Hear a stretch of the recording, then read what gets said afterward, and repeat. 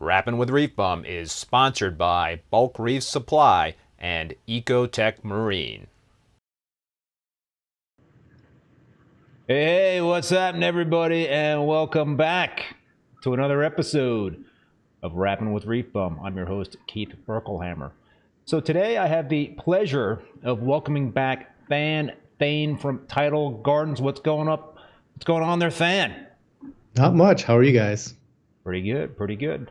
So most of you, I'm sure, know Than. He is the founder and owner of Tidal Gardens, a coral reef aquaculture business located in Copley, Ohio. He is also an author and contributor to several reef keeping industry publications. Besides being a passionate entrepreneur, Than is a licensed attorney, has a master's in business administration and Juris Doctor from the University of Akron, and a Bachelor of Science in Biology from the University of Michigan. But before we start chatting with Than, I want to thank the sponsors for this show, both Bulk Reef Supply and Ecotech Marine. Appreciate the support, and I also appreciate all you folks out there tuning in. We see a bunch of you in the chat. Please, as always, hit that like button so we get more people into this live stream. Spread that word. And as always, encourage comments and questions in the chat. So, Than, what's new and different there at Tidal Gardens these days? I see you guys have a new podcast going there. Yeah, but before we get to the podcast, Okay. Going back to my little CV there, that would be the national champions, Michigan Wolverines. Oh, there you go. Congrats. Yeah. I only had to wait. They lost their coach, though. That's okay. Yeah. That's okay. You got the championship. I'll take it. Because when I was actually a student there, we went to the Rose Bowl in 1997 and won a partial national championship. So I had to wait like 20-something years for another one. So I'm living it up on that while I can. Worth the wait, I'm sure. Yeah. Yeah. It is. Yeah. Especially living in Ohio. Yeah. So how many games do you get to go to in terms of Michigan football games? Oh gosh, I like none. None? Like none. I haven't been in so long. Yeah. How far of a road trip would that be for you? So Ann Arbor from here is about 3 hours ish. Oh, it's not bad. No, not too bad. Yeah.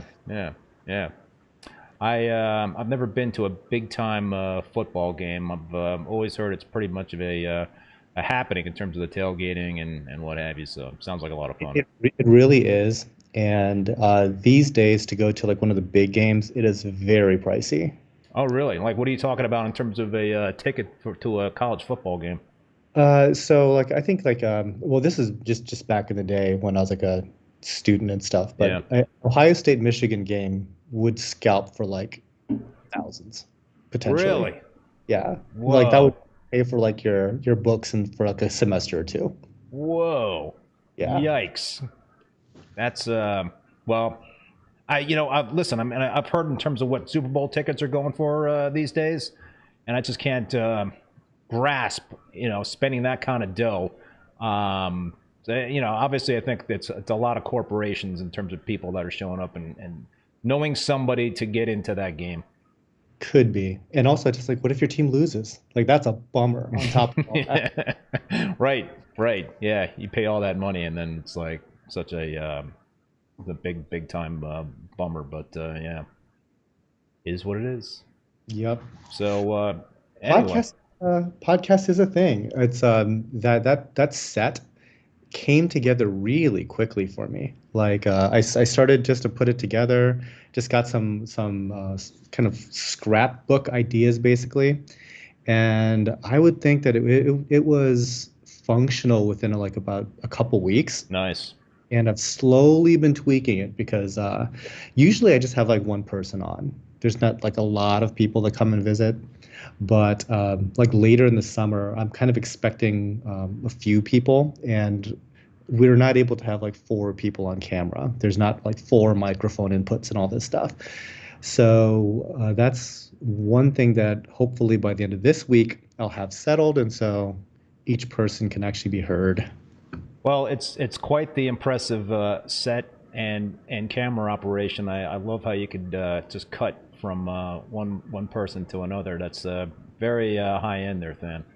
Oh, thanks. It's really cool. Like, we found an AI podcast editing program, so it can kind of detect who's talking, and the first round of edits is done by AI.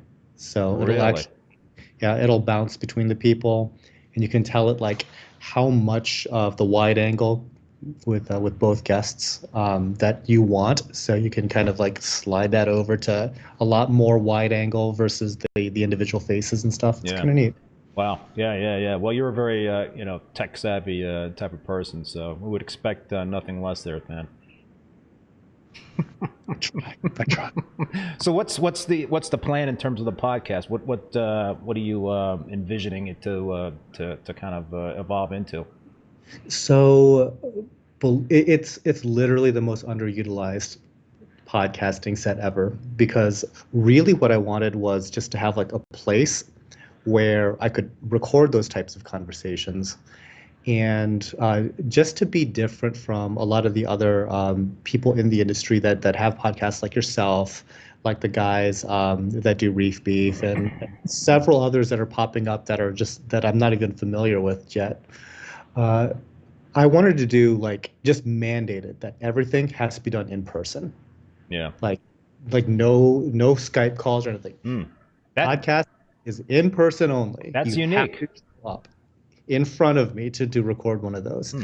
And so part of it was just I wouldn't call it like a lure, but it's a little perk, because having people come to Akron, Ohio or Copley, Ohio for anything else other than to come see me, it's a tough Ask. it's a tough sell. You know, Yeah. it's like people to fly in, possibly get a hotel. We do have a guest bedroom here, but not everybody wants to stay, at my farmhouse. So yeah, I mean, it's like a costly endeavor. It takes a couple days. So having the a little bit extra that, oh, by the way, if you do come, we can record a podcast Yeah. while No. you're visiting. That's But cool. a lot of it though was just I wanted people to come, like industry folks, to actually come and see the coral farm. Yeah.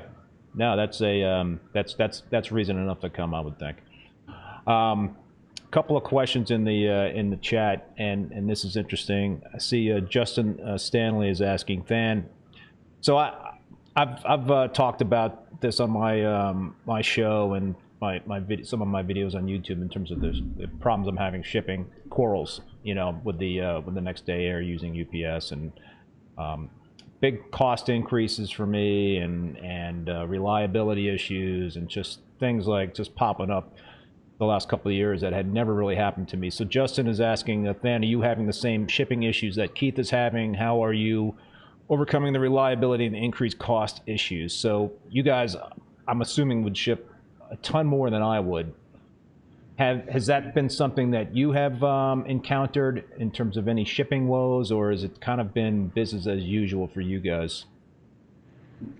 The price goes up a few percent, up to 5% a year. So that's definitely something to pay attention to. The cost of packaging materials also goes up every year. I think a while back we kind of made a commitment to not skimping on packing, because it only takes a couple of DOA corals to where it doesn't make any sense to try to save money in that way. Yeah. So we kind of go way extra when it comes to packaging the stuff. So our packaging costs escalate quite dramatically. I think though that by having fewer DOAs, it does kind of smooth things out. I mean, we still have DOAs. It's winter in Ohio. That's not wonderful all the time to ship in. But we ship with UPS. And it might be a regional thing. I don't know if it's a thing that I can really say across the board, because I know that a lot of people ship with FedEx, happily with FedEx. But we struggle a lot with FedEx here. Like, for instance, just getting deliveries here from FedEx gets squirrely. It's a different person delivering all the time, and they deliver to weird places on this property. Like, okay, so there's my house right at the street. You can deliver there. That makes sense. It's a house. That's the address. Yeah. There is a gigantic building with 5 cars in front of it. You could deliver to that. But there's also like some barns and stuff. And sometimes there's like a FedEx delivery at the corner of a barn on the ground. Mm. And that'll be like the laptop that I ordered. That might just get run over by one of those employee vehicles. And just no clue as to like when or where it's going to come. It's just so FedEx has been squirrely for us. On top of that, we just happen to have like a god tier UPS rep. Yeah. Like Awesome. whenever we have a problem, he is in front of us in person within like a couple hours. Wow. Yeah, because we ship out so much that apparently we pay for the entire route. So you're getting some premium rates there. We do. So I've heard of some. So FedEx will always be cheaper, I think. So a lot of places like to go to shipping with FedEx because it is noticeably cheaper than UPS. But I personally can't justify like the service difference and like the peace of mind. And I'm sure that FedEx is a wonderful company and it all works out, but I don't want to side eye every shipment that goes out of here. But I've seen some of the discount rates that some of my competitors in the industry are getting from FedEx, and it's like, boy, that's attractive. That's really attractive. Yeah. Because we spend a lot with UPS. I've had the kind of similar experience with FedEx. I just don't trust them, and I use UPS. Similar story with FedEx, just residential thing. They delivered down our street. They dropped off a bunch of packages in the middle of our neighbor's driveway, and one of those packages was for myself, and another package was for another neighbor. But they just abandoned the packages in the middle of the driveway. Quite odd. But I'm sure we could spend the entire show here talking about shipping, nightmares and bizarre happenings. Yeah, and I guess like if the really the only way to not control costs is that it gets easier if you ship out a ton of stuff. Right. So you just kind of have to like bury your woes in volume. And if you do that, you get more and more and more attractive rates to the point where it doesn't become like depression inducing. Right. But it is an enormous bill. And I think that if that trend continues, it's going to be a pretty difficult barrier for smaller, lower volume like sellers to have to deal with, because that's to ship a box to California, even if you have good discounts, might be $100. Yeah, no, I'm gonna stop shipping online because it's just gotten crazy. I mean, yeah, I shipped some stuff today, but yeah, I think I did a shipment to California, and it was $120 for a box, and that's just for the shipping cost. It doesn't include the box costs and the heat pack and the bags and all that sort of thing, and then, just the claim process for me has gotten like ridiculous. So, but yeah, I think you're right. I think the smaller operations are going to really feel the pinch a lot more than the operations like yourself, where you're doing a lot of volume, you're saving money on that service, and you've got, I see Amanda Meckley's in the chat here. A good UPS rep makes a big difference. Yes, that is for sure. I used to have a good one, but I used to have a good FedEx rep, and she got promoted because she was good, and then the replacement was not as good, and I switched to UPS. yeah, I know. I think it pays to hop around. So I'm assuming you're using a third-party rep for UPS. No, No. direct. Wow. No. So like I've got like a direct account with UPS, so yeah. Wow. So my rep is like official. You got a direct connection then. That's pretty awesome. Rob, upstate New York. Thanks, man, for that super chat. Keep reefing, folks. Awesome. So, all right. Speaking of shipping, one of my first questions I wanted to ask you, Than, was besides the other ones I just asked you, is about shipments of international coral. So, how much do you guys rely on bringing in corals from importers like from Indonesia, and I'm asking about Indonesia because there's a pending ban on coral imports from Indonesia. Do you guys bring in any stuff? So we don't import directly at all. Okay. At one time, we had an import license. We literally never used it once. Have never placed an order with anyone overseas in that way. We do work with wholesalers. Actually, ACI we've purchased a couple of times from. So we're not completely disconnected from at least that wholesale connection. But we don't buy a lot of corals, period. So, I mean, we're I think lower volume than people might think. We do really good volume, but we are lower volume than like a really big retail place or a small wholesaler. So I guess like our acquisition model is to find really good stuff that we like and try to grow it forever. And Gotcha. obviously we can't do that for things like trachees and like homophilia, Australis, like, like the scolies and stuff like that. The stuff that just doesn't really propagate that well. So, how much do we rely on that? Less than just about everybody at this scale, I would say. I actually just had a guest over, and he used to work at Top Shelf. And just for fun, we went to a wholesaler that was fairly close. And, I bought some corals, we brought it back, and he was just like, wait, that's all you got? It was like one box of corals. Because he was like, at Top Shelf, we would get like 17 boxes, and we get that like every week. And I'm like, yeah, this one box of coral, that's going to be me for about 2 months. We just don't. We're like the worst wholesale customer. So me personally, like Tidal Gardens, as an operation, we are pretty darn resistant to any potential ban in Indo. By the way, like Tidal Gardens, we started our new building, the new facility, before the original Indo ban in like 2018.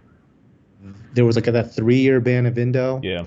And then Indo opened back up, and our business model had never changed at any time. We were completely not impacted by that.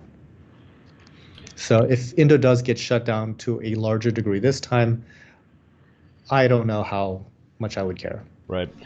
So you say you're leaning heavily on propagation, for the stuff that you can propagate. What about there's been a lot of talk and people that are spawning corals, right? Is that something that you have ever given thought to in terms of potential? A lot, actually. Okay. But it's just thought right now. I think it's super cool. I think that is easy. Like the first I heard of it was, through Jamie Craig's and his research with Acropora. And that to me was literally the most interesting and groundbreaking news I had heard in 30 years of being like a hobbyist and coral farmer. Like that was phenomenal. But that kind of like raises the question of like, okay, that is amazing at the research and hobbyist level.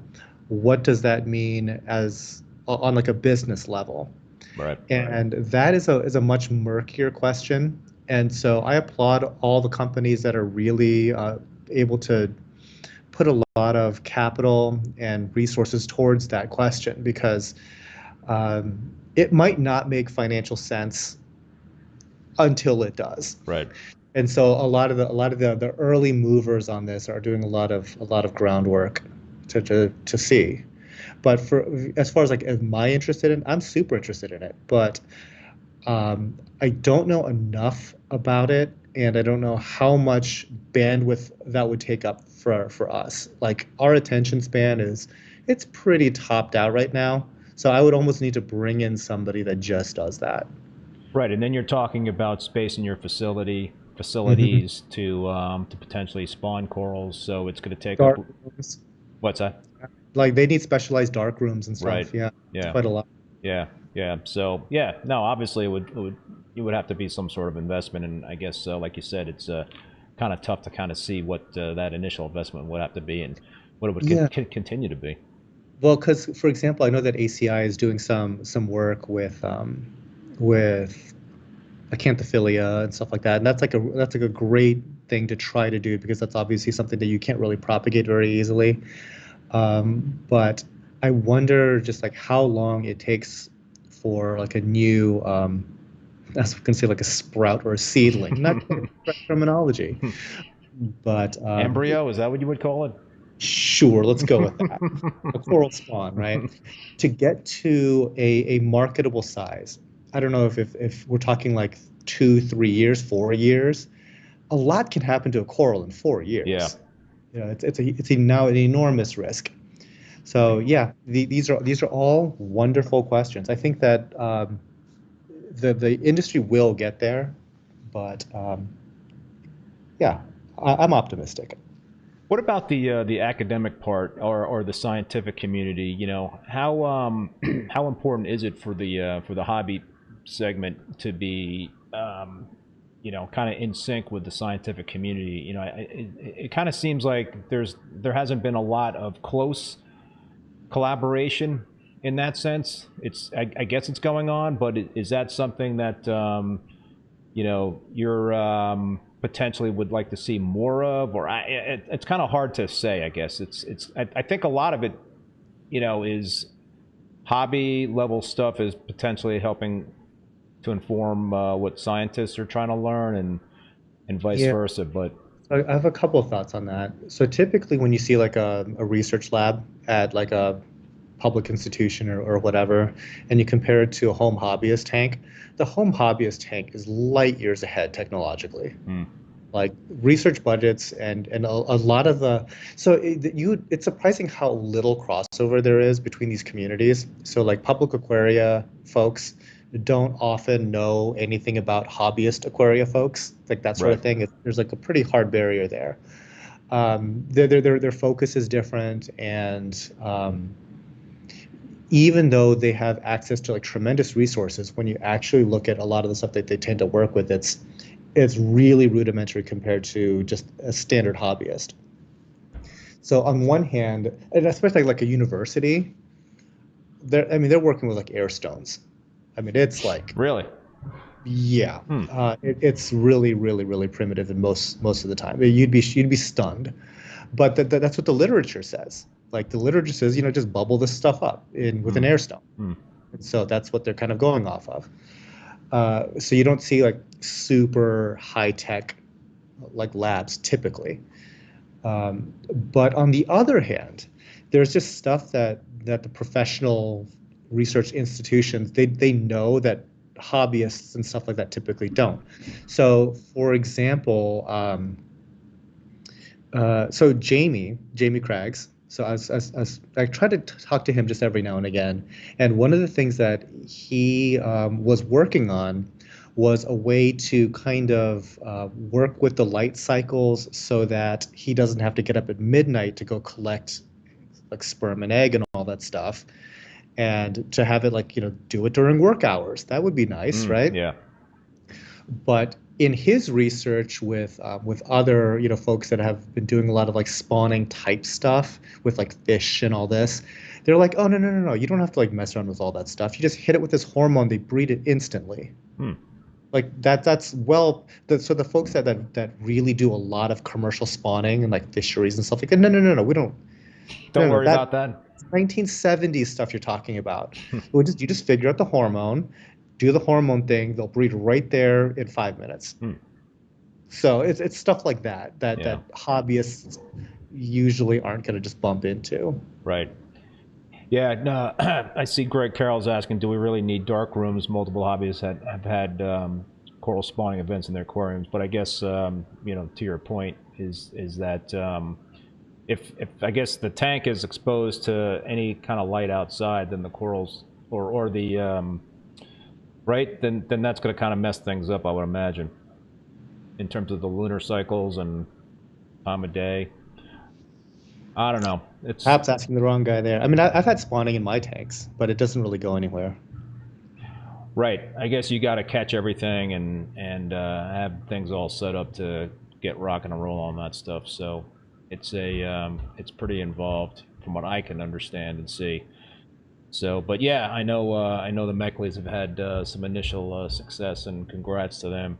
Pretty awesome. That's not an easy. It seems like most of the spawning that's going on right now is with Acrobora. Yes, for sure. Yep. Bird Minshew, emulating and simulating moon phase is not my cup of tea. Supposedly that's easy. Oh, That's yeah? just light cycle. You can just get. Yeah. So, all right, let's switch gears here, Than. The last time I had you on, we were talking about an ozone experiment that you were doing. How has that gone? Are you a convert in terms of the use of ozone? Have you seen some positive results with that? Is that something you're going to continue to do? I like it a lot. So we are using like basically the smallest hobbyist unit on an extremely large system. So we're using those Poseidon 200s by Ozotech, and we have the little dryer thing that kind of like helps with the humidity that's in the room. And initially, we were running ozone into a reef octopus skimmer. And after meeting with Raj at MRC, he was like saying, "Yeah, that skimmer's really undersized for your system." And it's completely true because those skimmers are sized for about 1,000 gallons. We were using them primarily in the greenhouse, and we're just comfortable with them. And early on, I knew that our stocking levels, even though those systems are like 2,500 gallons that they're going on, the stocking levels are so low that I figured we'll just get these for now and just run with that. But we are at the point where they aren't able to keep up. And so by running ozone in those things, the contact time just wasn't there. And so we would get like residual ozone and stuff like that. And even that isn't the end of the world because our place is like so well ventilated and stuff like that. But you could kind of smell it. We have like the safety things to detect dangerous levels of ozone for like OSHA reasons and stuff. Yeah. But it never got beyond like 1 bar of ozone. Like it was always safe, like to several degrees. But you could kind of smell it every now and again. Once we switched over to like the bigger MRC skimmers that are appropriately sized, they're sized up to like 4,000 gallons. All of that ozone has the contact time needed to basically fully react in that column. And so there's like no traces anymore, like just from smell or anything like that. And it just does such a good job of keeping the water like crystal clear and the skimmate basically odorless. So if you walked into my place, I mean, the first thing that you would probably notice is that A, it doesn't sound like anything, it's really quiet, but it also doesn't smell like anything either, which is kind of neat. Interesting. So, in terms of the water clarity, what are the benefits that you're seeing there? You're able to get better light penetration, I'm assuming, from the stuff that you're using over the tanks. But what else are you seeing in terms of the benefits besides water clarity? Anything else? I just like that as an aesthetic Yeah. perk because if you've never really seen a tank with ozone before, it almost looks fake. Like the way that the top of the water, it like sparkles. It sparkles as if there's like a weird sparkle filter that you're like looking at a tank with. And it's just, yeah, it's like this really uncanny look. And like depth penetration lengthwise down a tank is very, very different. So a lot of our tanks are 10 feet long. And you can look from one end to the other and see every little bit of coralline that's sitting on the other end of that glass. Pretty cool. Yeah. What was I going to ask you in terms of the ozone? The one thing that some people do for water clarity is like a do-it-yourself coral snow treatment. Did you guys at all play around with that before you started with ozone? So I have never done that treatment before, and I'm really interested in trying it someday. Mainly because like we have like the occasional vermetid snail, and that is also one of the treatments for vermetid snails. That people say. And I think that it's certainly worth trying. For us, the water clarity issue is more or less taken care of. But if it's another tool that helps for vermitids, I'm all game because it's. I look at vermitids like how you treat like hair loss. It's like one type of treatment is pretty good. Two types of treatment together works really well. Three types of treatment together works really, really, really, really well. So it's like complementary. And so for vermitids, it's like we are lowering the amount of particulate feeding that we do. We are actively physically removing as many as we can. We have like some predators in there for vermitids. Bumblebees. Bumblebees, things of that sort. Certain wrasses even, and certain Yeah. like butterfly fish can help. But just like stacking these solutions tend to help. And if that is another thing we can stack onto that list, yeah, I'd definitely be interested in trying it. Yeah, it's I've played around with it a little bit, and I've certainly seen the increase in the water clarity, and I've got the same issue in terms of the vermitids. I don't know anybody that doesn't have those things. They just somehow find their way into every tank. It seems like, Yeah, and they're really good at surviving. yeah, they really are. They'll just come in, and you can't really tell what they're coming in on. And anyway, it's yeah, I think it sounds like from the anecdotal evidence that I've heard is like it can slow them down. Yeah, I think the mechanism is that it kind of takes up space in their mucus web, and as they ingest it, it's kind of just making them use energy, and they kind of starve out because they can't get any nutrients because so much of it is bound up. They're grabbing so much of that cloudy calcium. What is that stuff? Calcium carbonate. Calcium carbonate. Yeah, Yeah. yeah, yeah. All right, so you mentioned in terms of ozone, and you've got 10-foot long tanks, and you could see all the way clear across these tanks very easily and whatnot. I always admire your tanks and your videos, Than, because whether it's display tank, frag tank, what have you, propagation, they always look so clean. What's the secret there in terms of keeping those things nice and algae free? So there's a good amount of elbow grease that goes into it, right? Like a good amount of elbow grease. So as far as like just keeping the glass clean, I don't think there's any real mystery there. You're probably going to have to be, running a magnet across that every couple of days. Yeah. But kind of like keeping an eye on where detritus settles and periodically getting in there and just siphoning like detritus piles really helps a lot. Yeah. I like to try to get a tank nearly unsustainably clean, like just to push that boundary. So we rely on cleanup crew quite a bit with like snails and with fish and whatnot. You can pick out your favorites, right? There's plenty to choose from, and they all help.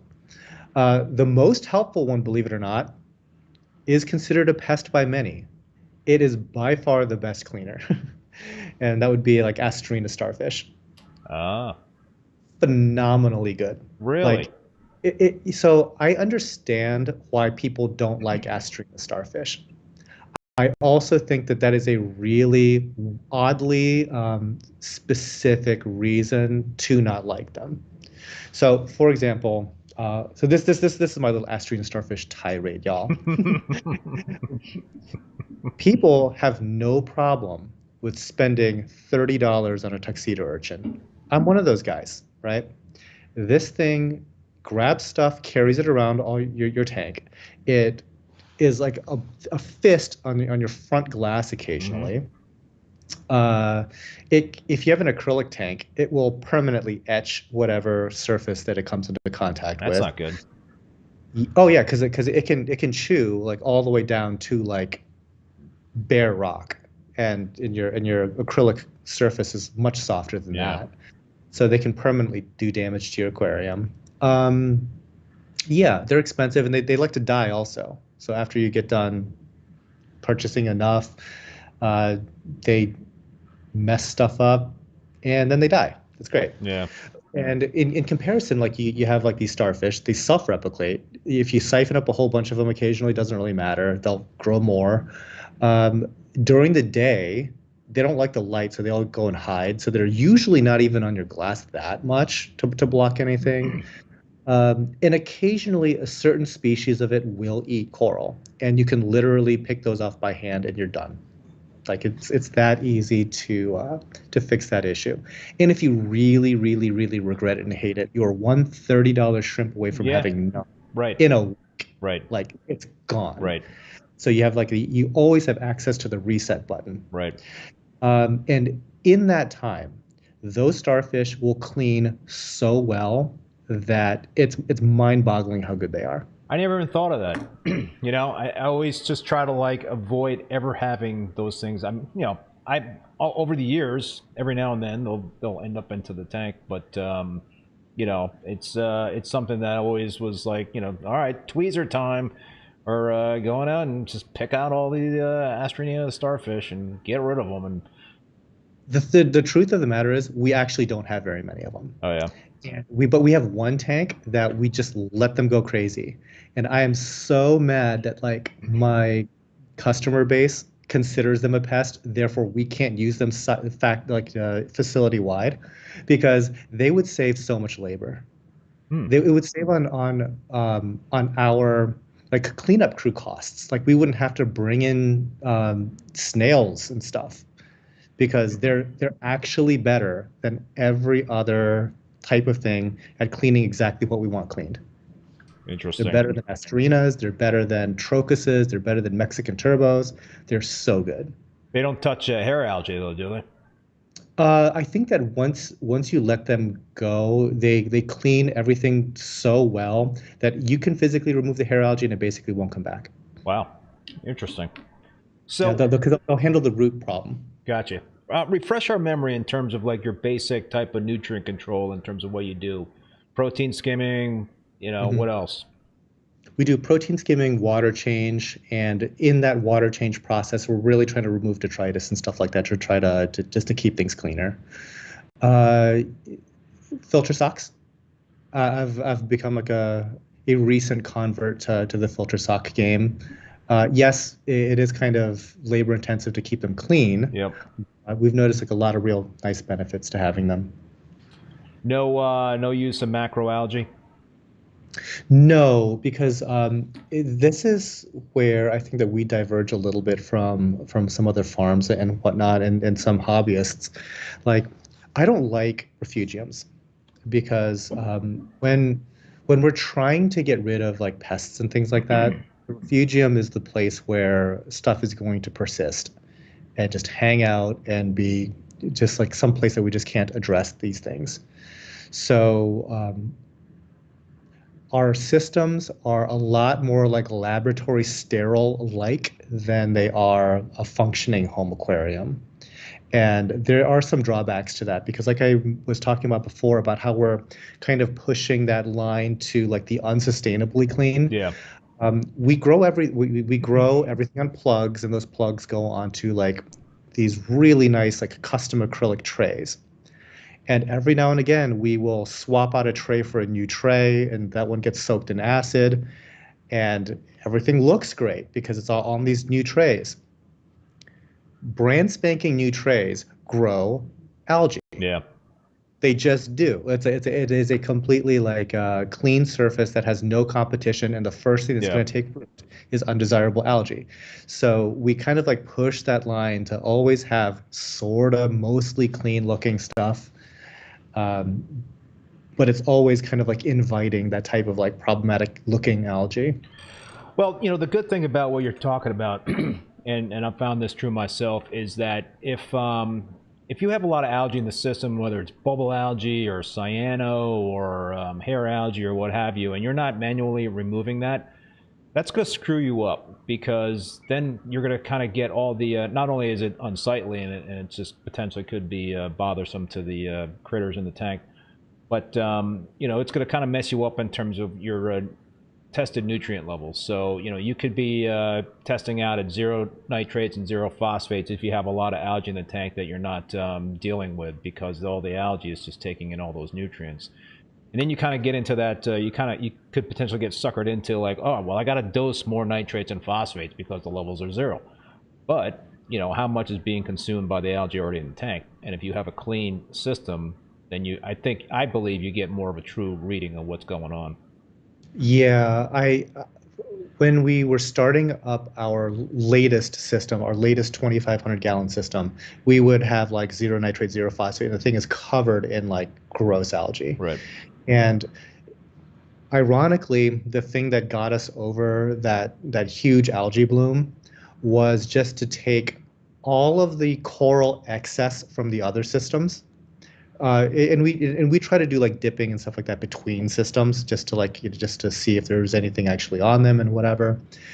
Go ahead and dip all the new things, or even like do fresh cuts to do a good dipping. But we started just to fill it up with coral. And just having that additional bioload, yeah, and just that biodiversity was probably the most impactful thing to get over that algae issue.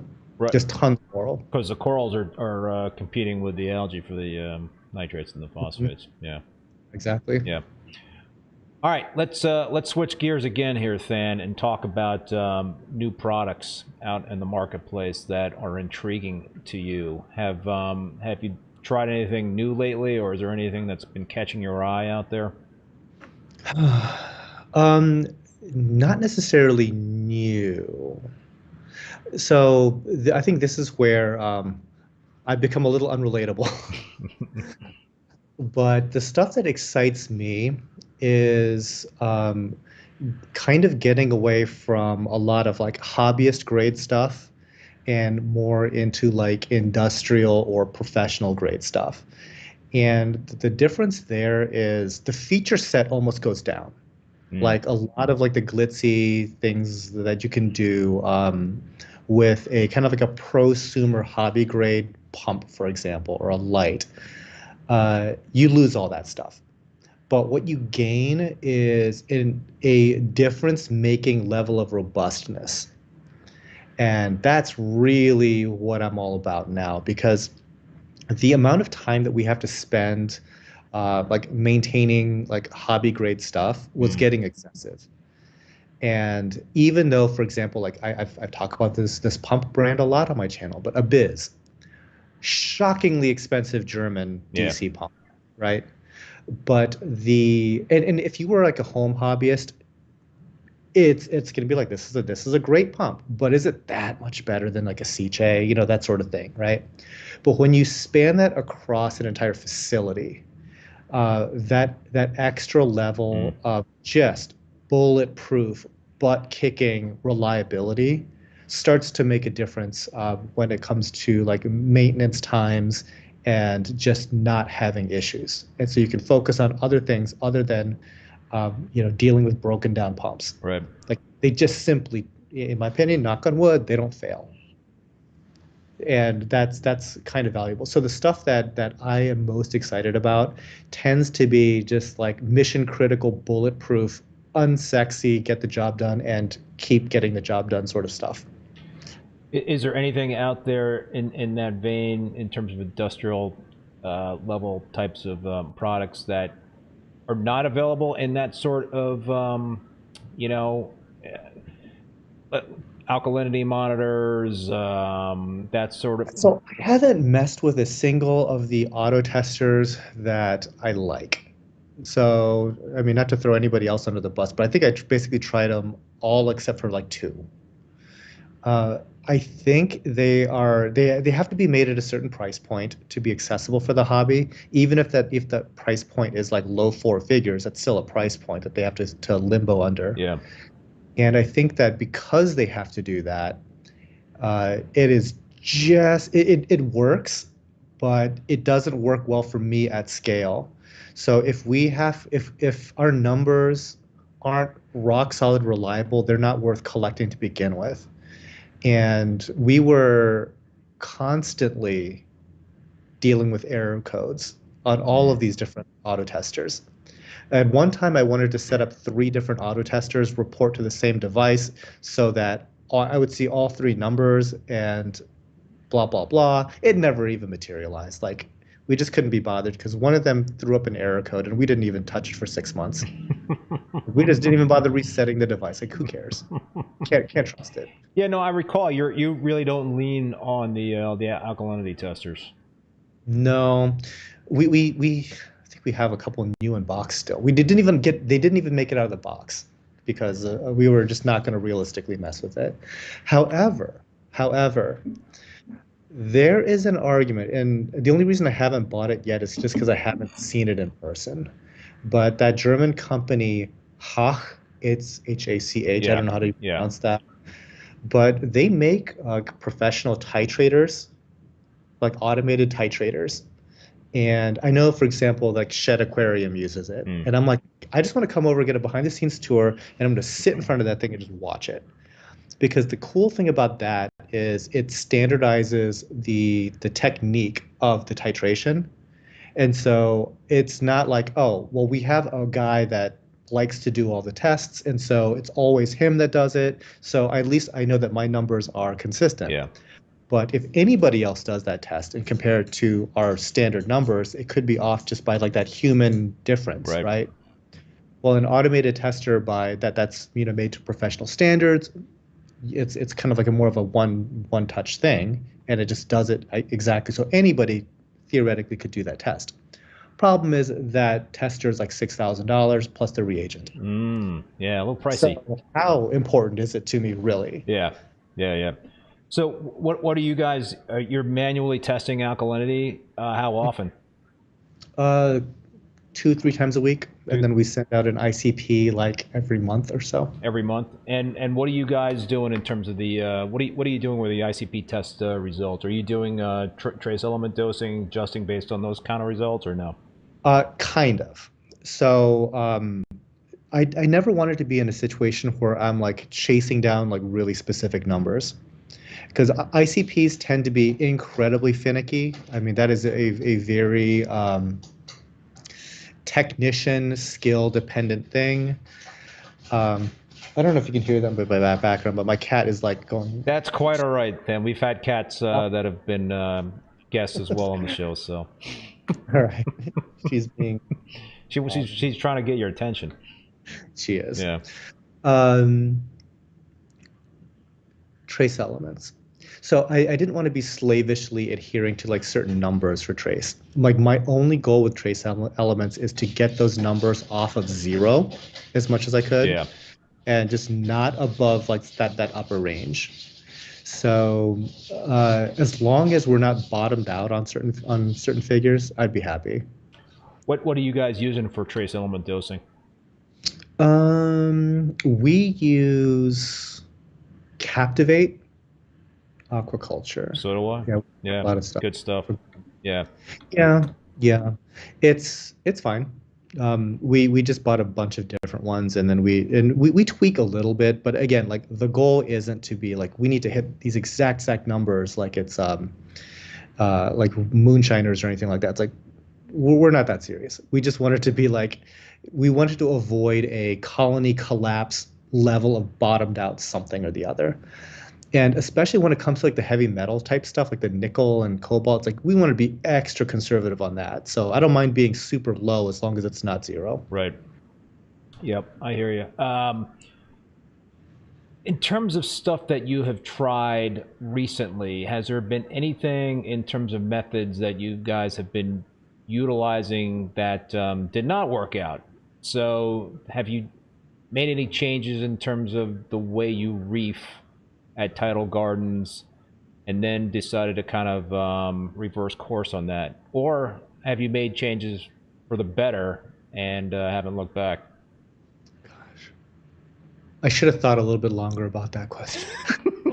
So the obvious one was the like, how automated do you want stuff, right? So the automation thing, I did have grand designs of automation before I really jumped into it and really experienced automation, and it kind of just didn't work out. So I think that automation would work out really, really, really well for a home hobbyist that can kind of like dote on their tanks. But when you have 8 systems, it becomes like a full-time job just to kind of babysit the automation. Whereas the original plan was that the automation would free up all this time. So instead of doing testing, for example, you could be analyzing test results. Yeah. But that's not what happened. It's you're babysitting these devices. They're producing unreliable results that you don't trust anyway. And the whole thing is just a waste of time and money across like a lot of systems. So that didn't quite work out for us. And you know what? There might be another farm out there that's working great for it because they can actually put the attention towards it. We can't. Another thing is like whenever I'm trying to like plan out a facility and a workflow, you can only, so I always call this like a second order problem. It's like, I think that people use it in like game development sort of thing, where you're trying to like make a game and we'll see how the people interact with it sort of thing. And that's kind of how I am with like my employees. It's like, I'm trying to make their job easier, but let's see if I do X, Y, and Z, if it will actually make it easier, or is it something that they'll just like continue to ignore?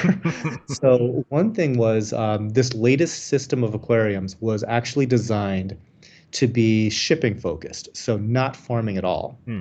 And the corals would make their way into that large system specifically because it's close to a brand new packing station that is like way nicer, way bigger, has like more of the bag staplers and everything. And those bag staplers are like $2,000 a piece and everything. It's Not like cheap. a big investment, right? Yeah. None of that worked out. Like No. those systems are not used for like being a representation of our website of stuff for sale. The guys are still running all over the place to go get frags. Those bag staplers are never used. I'm like the only one that ever uses it. Really? I love those Yeah. things. Oh no. Well, we have others. Oh, okay. They use the ones like over in the greenhouse like a lot. Okay. And then there's these 2 that like never get used in this immaculate, quartz topped packing station that's 40 feet long. It's like space to like spread out and stuff. Nope, doesn't get used. So some things just don't work out. Yeah. Yeah. Well, it's got to be tough to try to design and then execute on that design and have everybody get the workflow all down. It's a lot of logistics involved there, Than. Yeah. What did work out so far is the podcast studio. It's really nice. That is probably the nicest set I've seen. It's really nice. And it's actually in my office, so I can just like look at it. It's very pleasant. I got a question for you. Is that background live? I mean, being like living? It is not living. No. So I don't have a green thumb at all. Like right now, I'm killing unkillable plants. Ooh. Yeah, like snake plants are dying. So no, the green wall is not. It's plastic. Okay. Well, it looks pretty realistic to me. It's pretty good. What else do I want to ask you? So, Peninsula Show Tank. I don't think we've seen an update on that recently. How is that tank doing? I know it's had its ups and downs, right?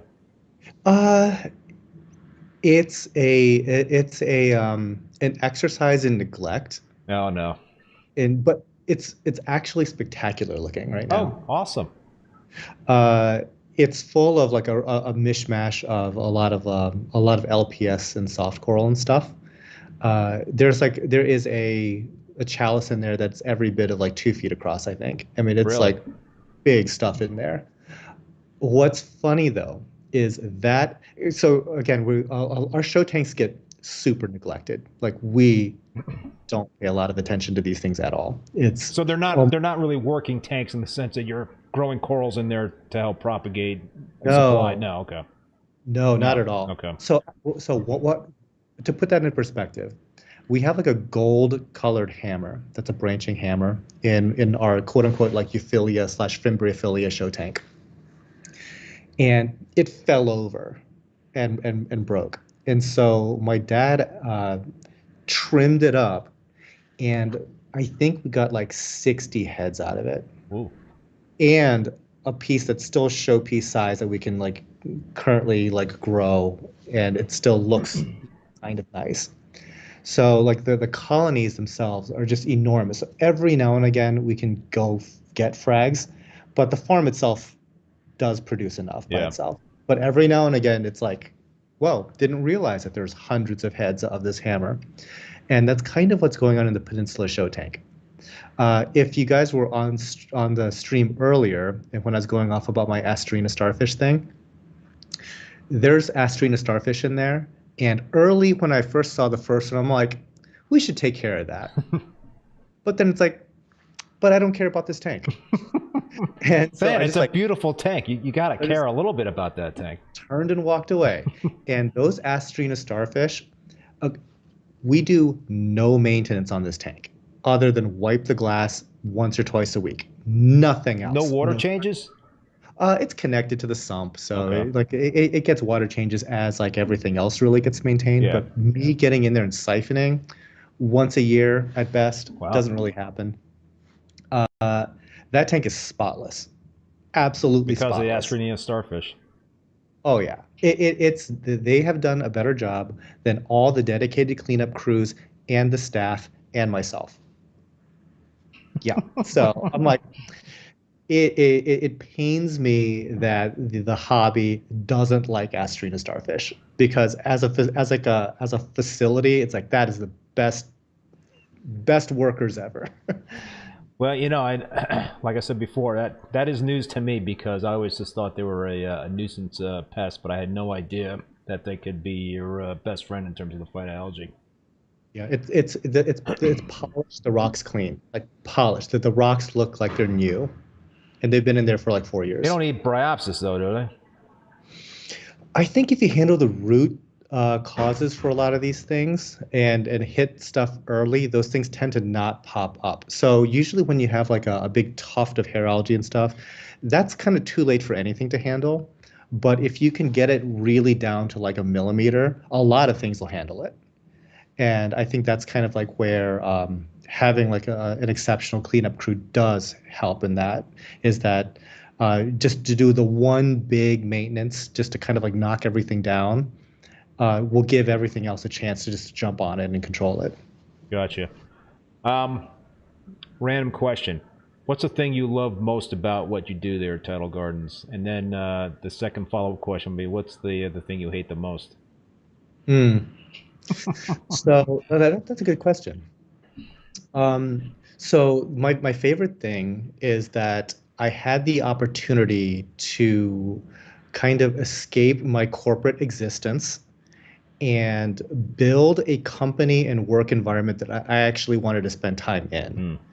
I've had some more prestigious sounding business or prestigious sounding titles in other companies and stuff like that supposed to be a good thing, but I was pretty miserable.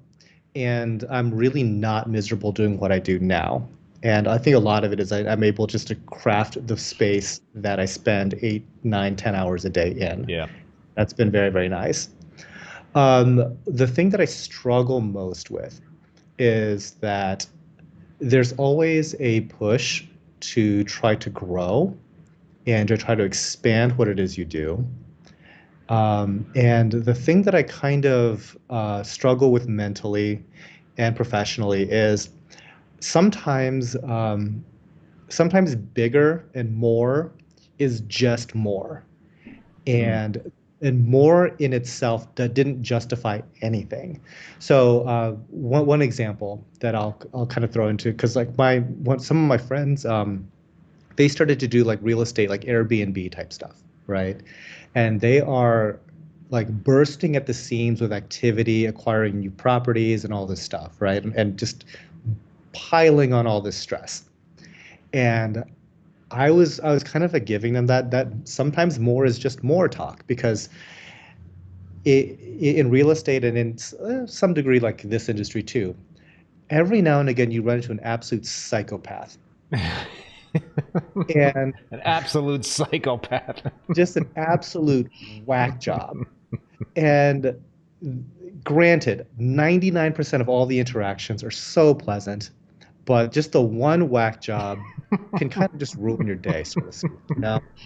And now when you're like growing, you go from one whack job every now and again. Now you've got two whack jobs. Yeah.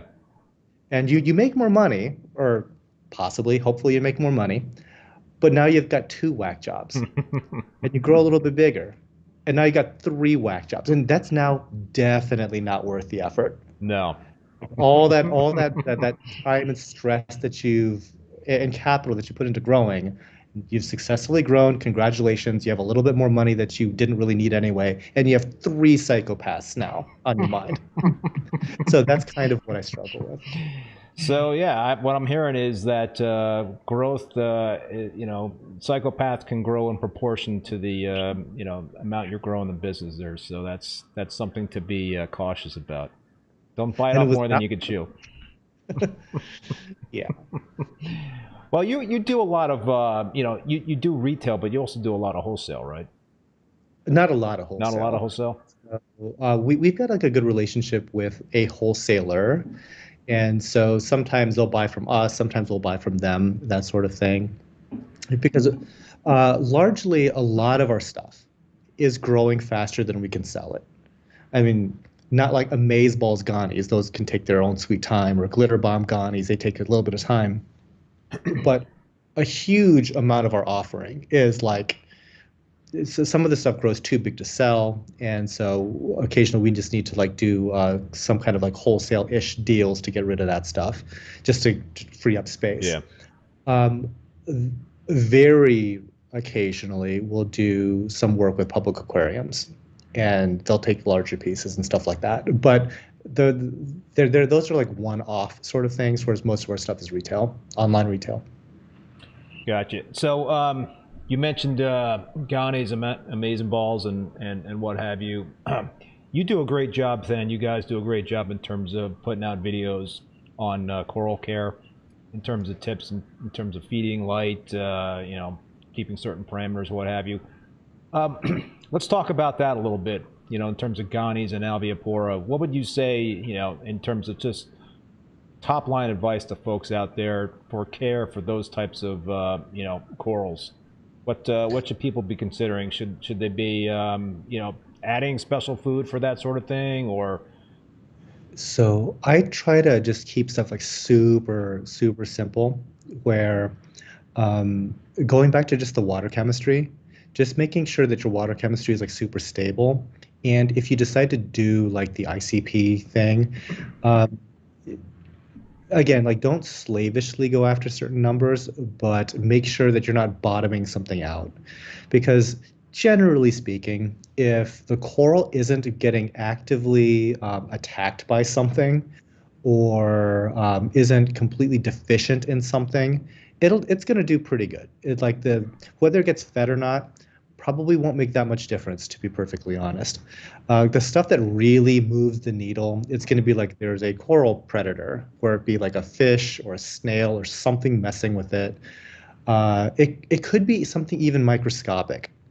There's if you look at corals under a microscope, you see like an entire world of stuff, and it's really hard to differentiate. Like, is this good guy, bad guy, right?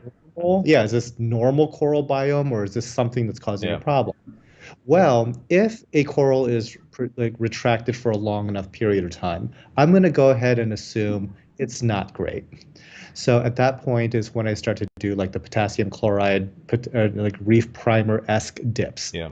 It's like the most gentle. It affects the most number of things, and usually I can get like struggling colonies to perk back up, even though like my normal human eyes that are getting worse every day could never pick up the problem. Like, this is like microscope level stuff, but just doing that prophylactic dip like really helps. And once they bounce back, it's then you know that like, okay, anytime that I see that type of retraction, I'm gonna hit it again.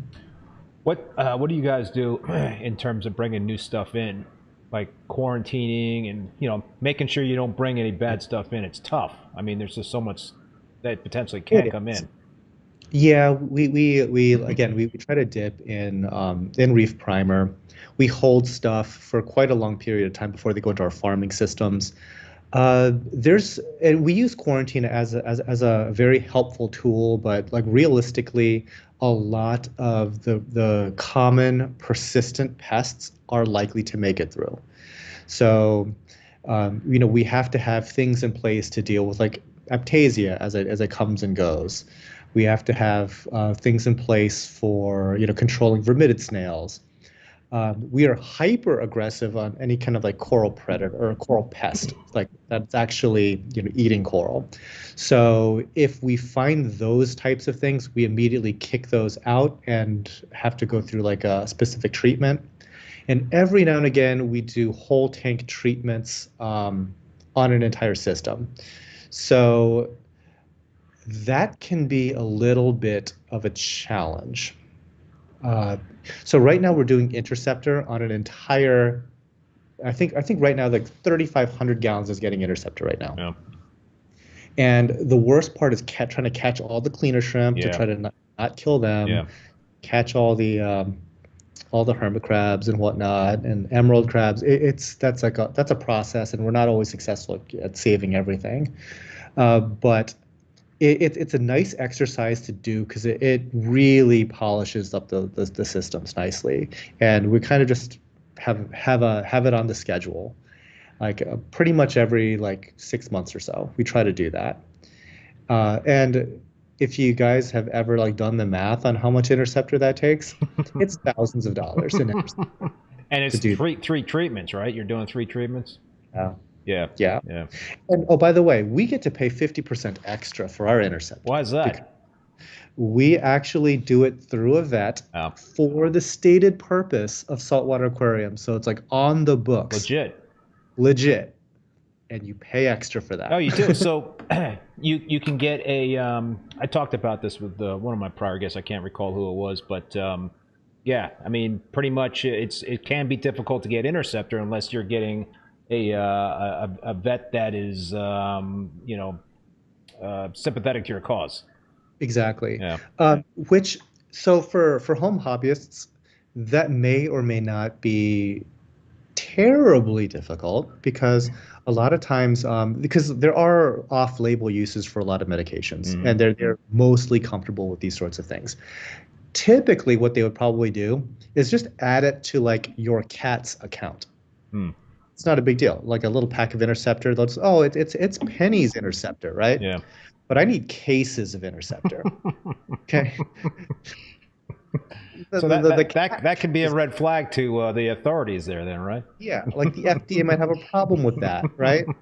So to have it like on the books, like this is what it's for. They make a site visit. They charge for the site visit. Really, they make a site visit? Yeah, they make a site visit. You couldn't just get a whole boatload from like Canada or something? I'm sure you could. I've had luck doing that. Funny you mention that. I actually get one of my cats is asthmatic, and I get her flow vent from New Zealand because it's 1/5 the price of CVS. But that's a cat. I can't get a case of flow vent. That's going to be arousing suspicion. Yeah. So just for peace of mind, that I'm not going to likely run into issues with the regulators of like my trafficking levels of interceptor that I just purchased. You're doing it on the up and up. Yeah, we pay about 50% extra for that privilege. Wow. Okay. Well, it's worth it though. I think so. And the thing is, like interceptor, I love this stuff. It's so good at what it does. It just zaps the heck out of everything. Everything meaning a crustacean. Right. Do you guys do like just blanket like every twice a year intercept your systems? Yeah, I try to because a lot of the stuff that we're trying to kill isn't really even pests. It's like stuff like amphipods. Oh, you know how I was going on that tirade about how much I love astrina starfish?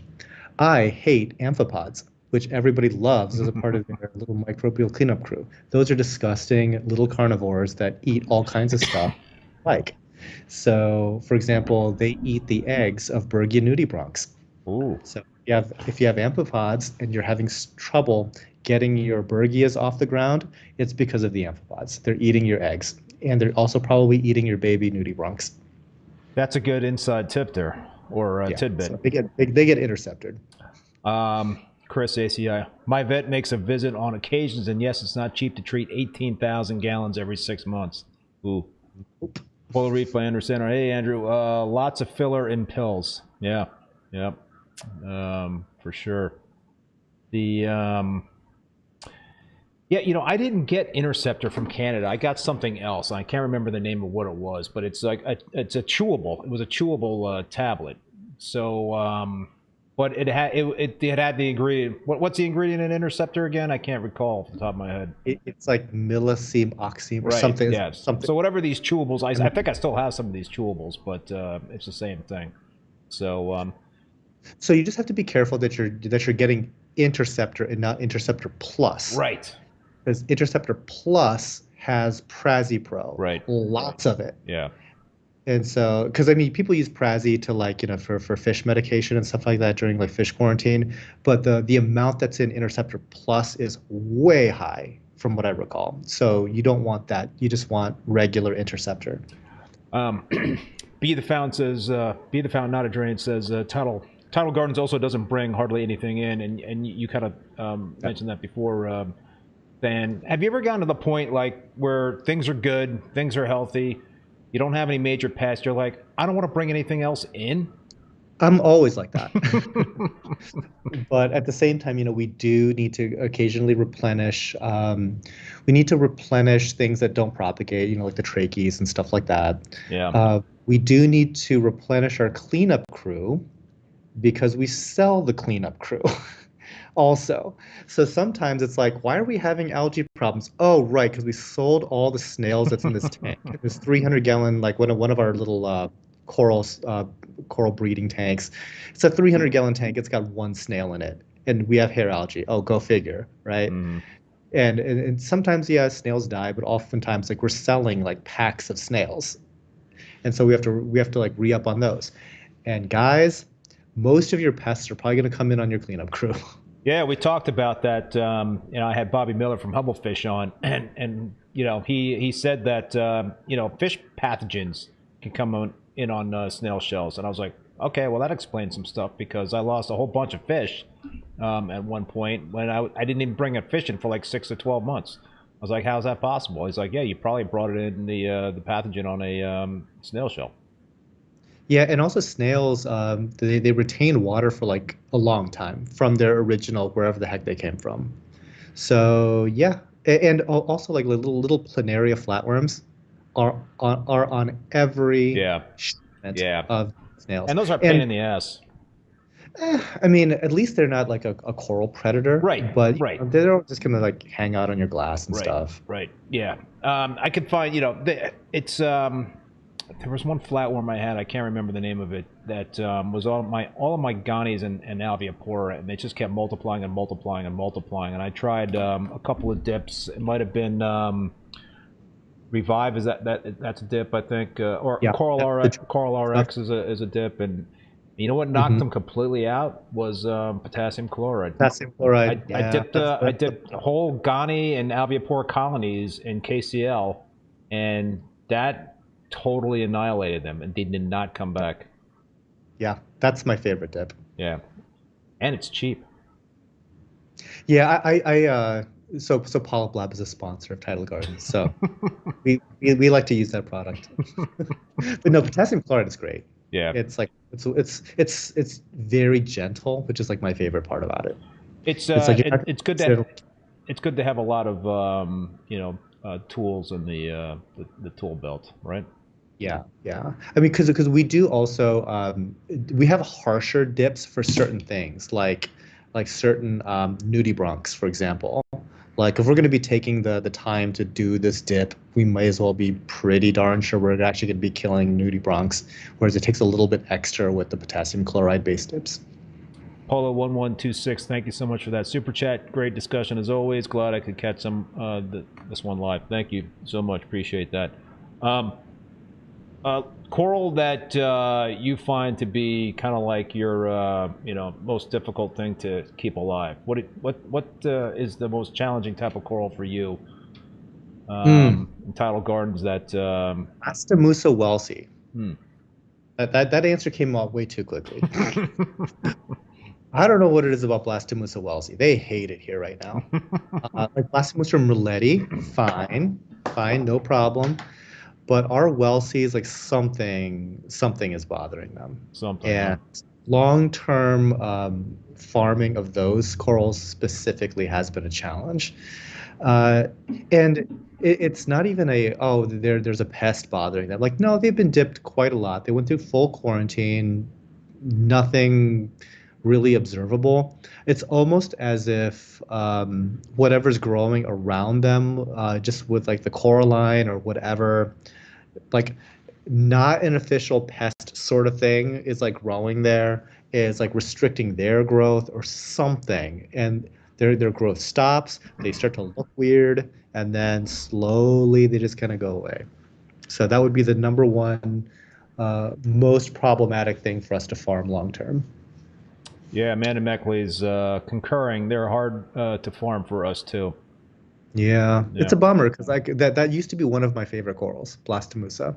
Yeah, what happened? I mean, that kind of happens with corals, right? They kind of certain types of corals go in and out in terms of hardiness, right? I mean, Goniopora and Alveopora used to be like almost impossible to keep, and now they're like one of the easiest corals to keep. I wonder why that happens sometimes. Sometimes it's just specimen. So I know that for my formative years in the hobby, right? Everything was Indonesia, and the types of Goniopora that were coming in were these like the big fat polyped green Goniopora, right? Well, there's all these different species of Goniopora, and I think we were just for years just importing the really fragile ones. Yeah. And so they got this terrible reputation of dying in like 3 to 6 months.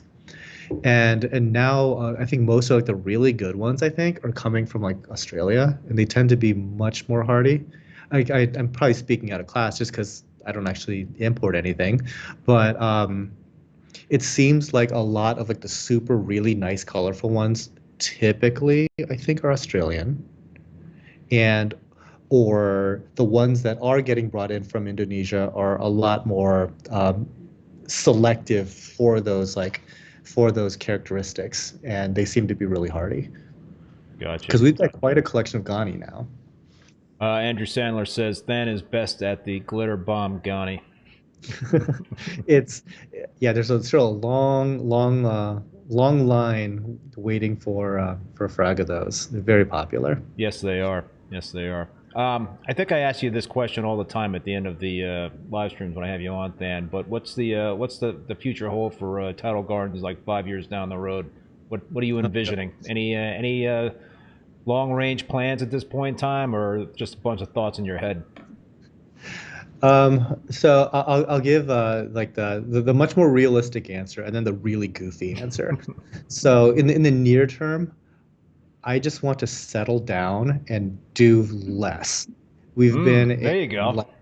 We've been in extreme production and extreme like project mode for 4 years now, moving heaven and earth to add on like really ambitious stuff to this coral farm.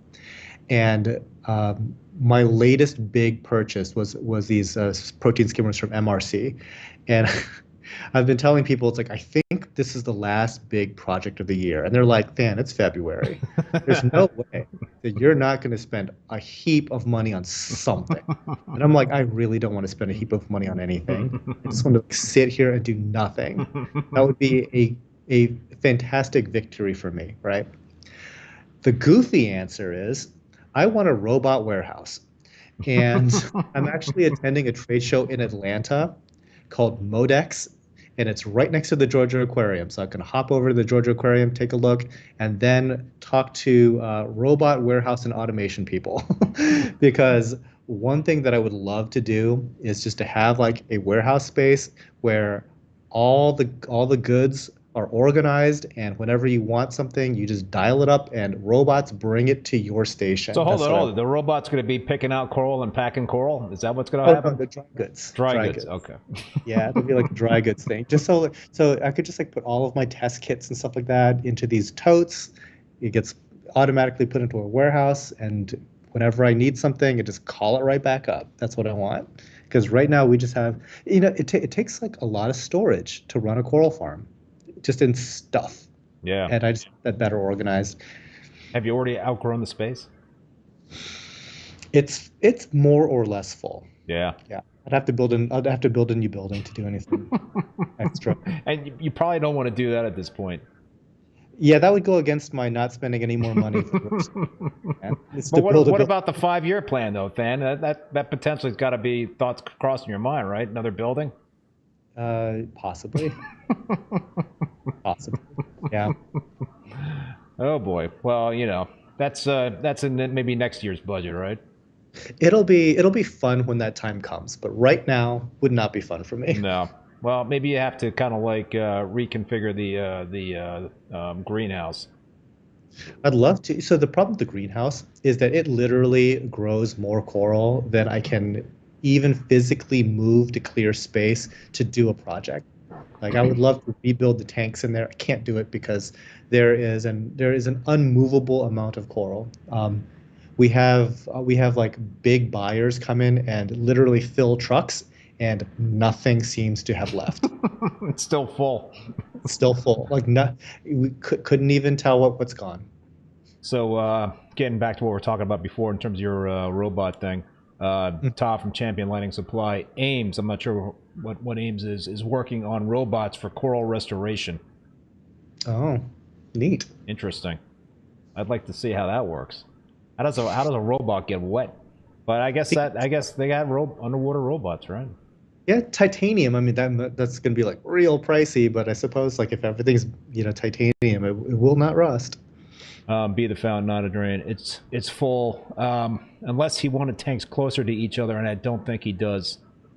Yeah, so No. you can't squeeze anything closer, tighter together. It sounds like you're pretty much. No, because we prioritize like actual work and walking space and stuff like that. What about stacking?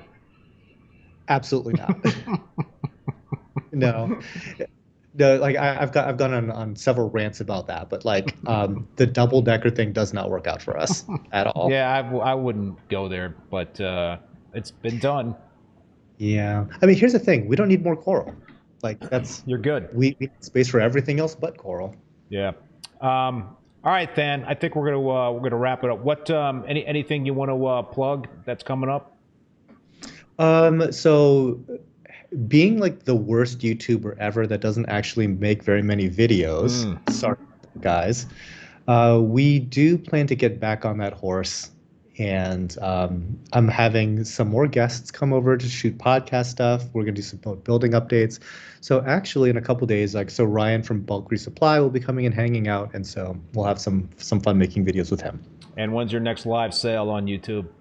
It was this past weekend. This past so weekend. It'll You got yeah. another few weeks for that one. Cool. Yep. All right. Well, listen, Than, thank you, man, so much for coming on and spending some time with us tonight. Really much appreciated.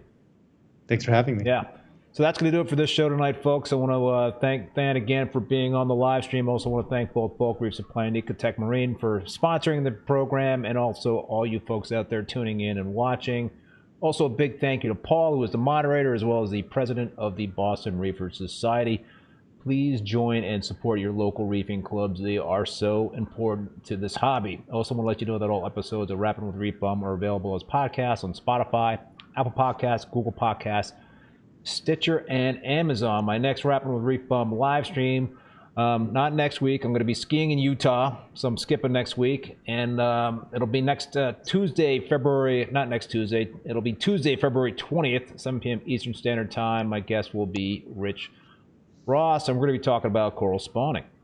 Nice. So, yeah, you can check out the full upcoming schedule of guests on reefbum.com under the YouTube section. So until next time, be safe and be well.